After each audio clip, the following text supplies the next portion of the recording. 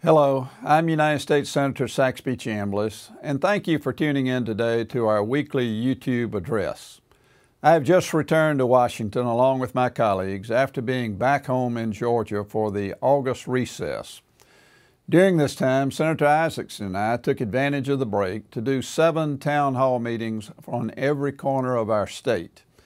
In those town hall meetings, we heard the frustration and the confusion, the concern, and the disappointment with what's going on in Washington. And believe me, I hear you loud and clear, and I understand the reasons for the frustration and concern. You know, the focus of our town halls was jobs, jobs, jobs.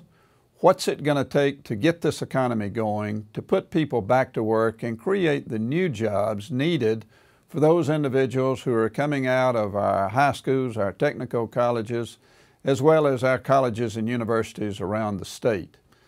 The one thing we know is that the policies that we've seen over the last 2.5 years are not working. The one thing we know is that you spend $763 billion of federal taxpayer money and see the unemployment rate rise is not the direction in which we need to go.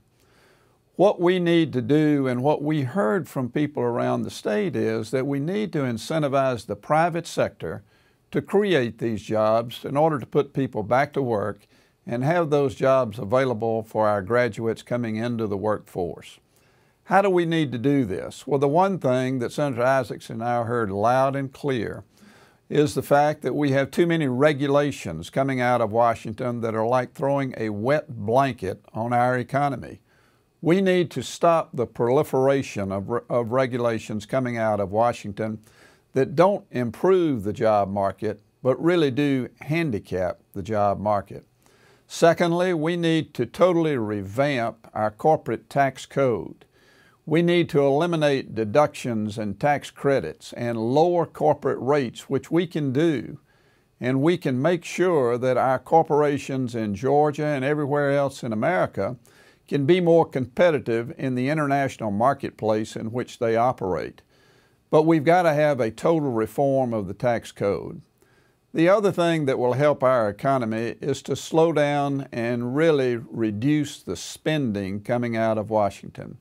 We cannot spend our economy out of this crisis that we're in, and we simply have got to learn that lesson here in Washington. I heard that in Georgia during August, and believe you me, I came back dedicated even more so to reducing federal spending, reforming entitlements, and reforming our tax code that is so cumbersome, not just on corporations, but also on individuals. If the President will simply listen to the American people, as Senator Isakson and I have done during August, then we can get this economy going again. If he doesn't, then we're going to see unemployment continue to be stagnant. We're going to see this economy continue to move in the wrong direction. We're going to continue to see volatility in the stock market as well as in the marketplace. That's not what the American people want. We're going to work hard in a bipartisan way at every turn to make sure that we incentivize the private sector to create jobs that will move America forward. We have 3 trade agreements that are languishing right now on the President's desk. We've asked him for 2.5 years to send those trade agreements to the United States Senate for us to debate and hopefully ratify. I hope he does that in the short term.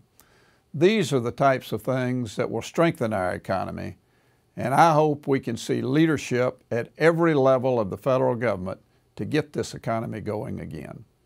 Thank you very much, and God bless you.